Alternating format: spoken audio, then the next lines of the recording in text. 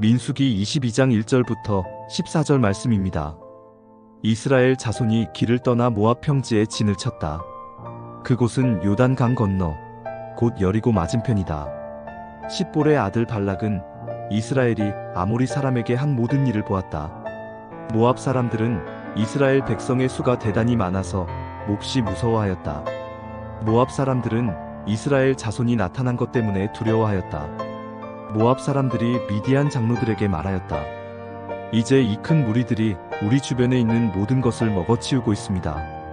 마치 소가 들판의 풀을 뜯어먹듯 합니다. 십볼의 아들 발락은 그 당시 모압의 왕이었다. 그는 부올의 아들 발람을 불러오려고 사신들을 부돌로 보내어 말을 전하게 하였다. 그때의 발람은 큰 강과 자기 백성의 자손들이 사는 땅 부돌에 있었다. 발락이 한 말은 다음과 같다. 한 백성이 이집트에서 나와서 온 땅을 덮고 있습니다. 드디어 바로 나의 맞은편에까지 와서 자리 잡았습니다. 이제 오셔서 나를 보아서 이 백성을 저주하여 주시기 바랍니다. 그들은 너무 강해서 나로서는 도저히 감당할 수 없습니다. 그렇게만 해주신다면 나는 그들을 쳐부수어서 이 땅에서 쫓아낼 수 있을 것입니다. 그대가 복을 비는 이는 복을 받고 그대가 저주하는 이는 저주를 받는다는 것을 나는 알고 있습니다. 모압 장로들과 미디안 장로들은 길을 떠났다. 그들은 복채를 가지고 갔다. 발람에게 이르렀을 때에 그들은 발락이 자기들에게 한 말을 전하였다. 그러자 발람이 그들에게 말하였다. 오늘 밤은 여기에서 지내십시오. 주님께서 나에게 하시는 그 말씀을 들어본 다음에 알려드리겠습니다. 그리하여 모압 고관들은 발람과 함께 머물렀다. 하나님이 발람에게 오셔서 물으셨다. 너와 함께 있는 이 사람들이 누구냐? 발람이 하나님께 아뢰었다. 십볼의 아들 발락 곧 모압 왕이 저에게 보낸 사신들입니다. 이집트에서 한 백성이 나왔는데 그들이 온 땅을 덮었다고 합니다. 저더러 와서 발락에게 유리하도록 그 백성을 저주하여 달라는 부탁을 하였습니다. 그렇게만 해준다면 발락은 그 백성을 쳐부수어서 그들을 쫓아낼 수 있겠다는 것입니다. 하나님이 발람에게 말씀하셨다. 너는 그 사신들과 함께 가지 말아라. 이집트에서 나온 그 백성은 복을 받은 백성이니 저주하지도 말아라. 다음 날 아침에 발람이 일어나 발락이 보낸 고관들에게 말하였다. 당신들의 나라로 돌아가시기 바랍니다. 주님께서는 내가 당신들과 함께 가는 것을 허락하지 않으십니다. 그리하여 모압 고관들은 일어나 발락에게로 돌아가서 보고하였다. 발람이 우리와 함께 오기를 거절하였습니다. 네, 샬롬. 오늘도 말씀 앞에 나오신 여러분들을 축복합니다. 여러분들은 혹시 호손 효과라는 것을 들어보신 적 있으신가요? 저도 오늘의 말씀을 좀 준비하면서 알게 된 효과인데요. 이 호손 효과는 심리학 용어로 자신의 행동이 관찰되고 있음을 알 때 자신의 행동을 조정하거나 순화하는 현상을 말한다고 합니다. 이 호손 효과는 1920년대에서 1930년대에 미국 전기 엔지니어링 및 제조회사인 웨스턴 일렉트릭의 호손 공장에서 발견된 효과입니다. 이 호손 공장에서 생산 능률에 대한 여러 실험을 진행하였는데요. 그 결과 생산 능률이 오르고 지속적으로 유지되는데 영향을 끼친 것은 조명의 밝기, 휴게 시간, 임금 지불 방식 등 어떤 노동 환경의 변화가 아니었음이 밝혀졌습니다.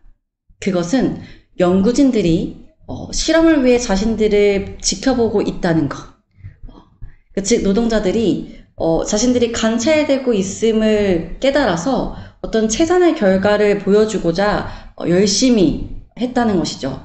그래서 연구진들이 보고 있다는 것이 이 생산 능률을 오르는 데에 많은 영향을 끼쳤다는 것입니다.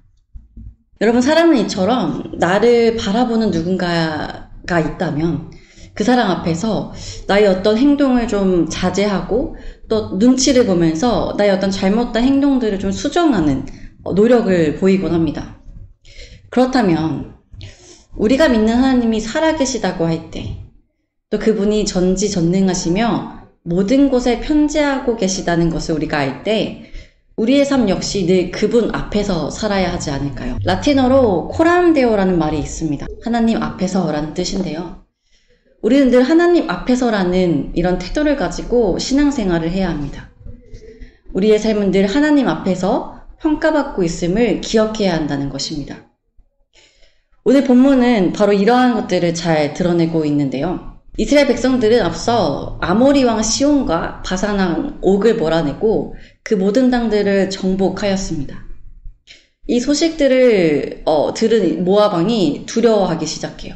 그것이 오늘 본문의 말씀의 시작이죠. 이 소식들은 마치 발락에게 들의 풀을 모두 뜯어먹는 황소떼와 같이 굉장히 위협적인 소식으로 들렸기 때문입니다. 이스라엘 백성들이 이 모압 왕에게는 그렇게 느껴졌다는 거예요. 그래서 이 모압 왕이 부올의 아들 발람이라는 사람을 부릅니다. 여러분, 모압 왕의 이름은 발락이고 발락 왕이 부른 인물은 발람입니다. 헷갈리시면 안 돼요. 네. 이 발람이라는 사람은요, 당시 메소포타미아 지역, 오늘날의 이라크 일대에서 살았던 유명한 점술가 혹은 예언자로 알려져 있습니다. 이 발람의 명성이 얼마나 높았던지 이방 민족들에게까지 알려져 있었는데, 그래서 오늘 이 모압 왕 발락까지도 이 발람을 불러서 이스라엘 백성들을 좀 저주해달라고 부탁을 하죠. 이스라엘 백성들을 저주함으로 이 이스라엘 백성들의 어떤 세력을 좀 약화시키겠다는 목적이었습니다. 그래서 이 모압 왕의 명령을 받고 복채를 가지고 이 발람을 찾아옵니다. 모압과 미디안의 장로들이 찾아가죠. 이 말을 듣고 이렇게 대답을 합니다. 8절. 여호와께서 내게 이르시는 대로 너희에게 대답하리라. 이 발람이 이스라엘을 저주해달라는 발락의 말을 하나님께 기도로 전합니다. 이것에 대해 하나님께서는 이렇게 말씀하십니다. 12절. 하나님이 발람에게 이르시되 너는 그들과 함께 가지도 말며 그 백성을 저주하지도 말라. 그들은 복을 받은 자들이니라. 이 말씀을 듣고 발람이 발락의 제안을 거절합니다. 이 말씀을 언뜻 보면 발람이 하나님과 대화하는 장면이 나오기 때문에 마치 하나님의 선지자인가 라는 생각이 들 수 있겠지만 발람은 이방 선지자였던 것을 우리는 기억해야 합니다. 그리고 이후 말씀에서 그가 하나님의 말씀을 거역하고 이 발락의 종들을 따라가는 모습도 볼 수 있어요.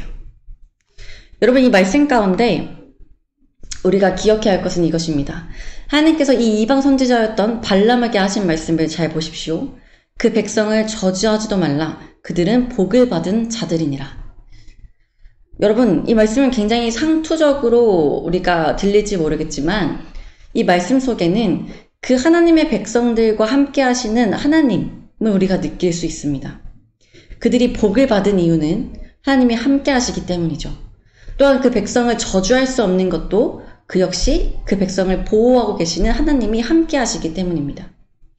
그러니 이 이방 선지자에게까지 하나님께서 응답하시며 이스라엘 민족이 어떤 민족인지를 알려주시고 있는 것입니다.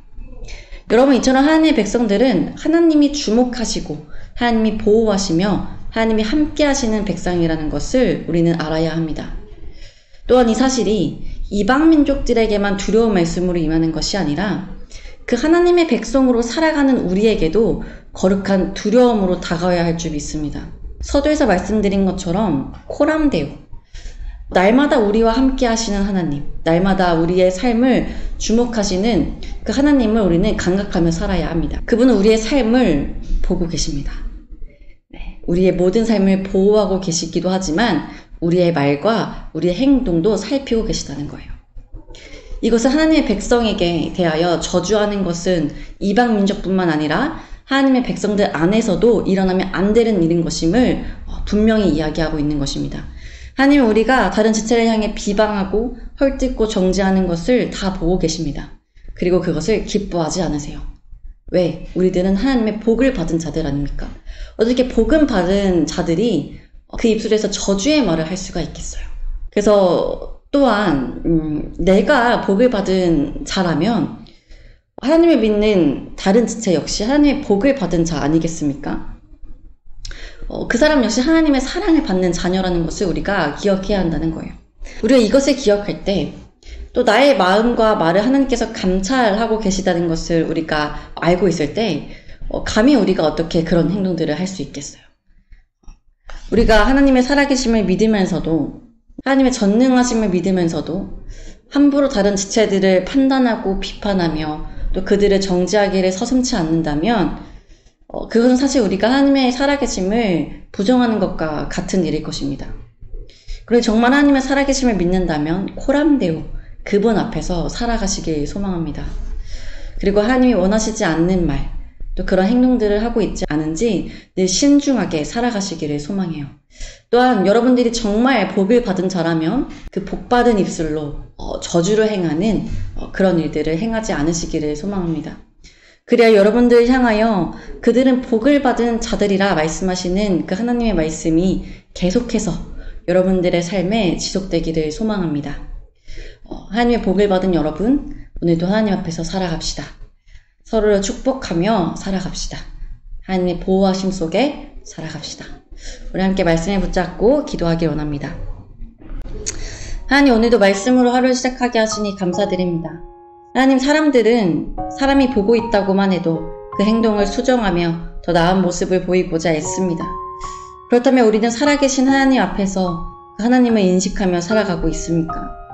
오늘 말씀을 보니 하나님께서는 이방 선지자에게도 응답하시며 자신의 백성들을 저주하는 것을 허락하지 않으셨습니다. 이처럼 악한 이방 민족의 대화까지도 다 들으시며 하나님의 백성들을 보호하고 계신 것을 봅니다. 주는 우리가 하나님의 백성이라고 할 때 이처럼 모든 것을 다 듣고 알고 계시는 하나님을 더욱 감각하며 살아가게 하여 주옵소서. 또한 이방 민족에게도 허락하시지 않은 그 일들을 우리가 행하지 않길 소망합니다. 서로를 향한 질책과 비난, 비판을 거두고 오직 하나님 앞에서 서로 격려하여 선을 행하기를 기뻐하는 우리가 되게 하여 주옵소서. 오늘 하루 각자의 삶 가운데 나아갈 때 모든 청년들의 삶에 동행하여 주시고 또한 모든 청년들이 하나님을 감각하며 하나님 앞에서 살아가는 자들, 하나님 앞에서 보호받는 자들, 하나님 앞에서 정직히 행하는 자들 되게 하여 주옵소서. 감사합니다. 오늘도 우리를 사랑하시고 보호하시는 예수 그리스도의 이름으로 기도드립니다.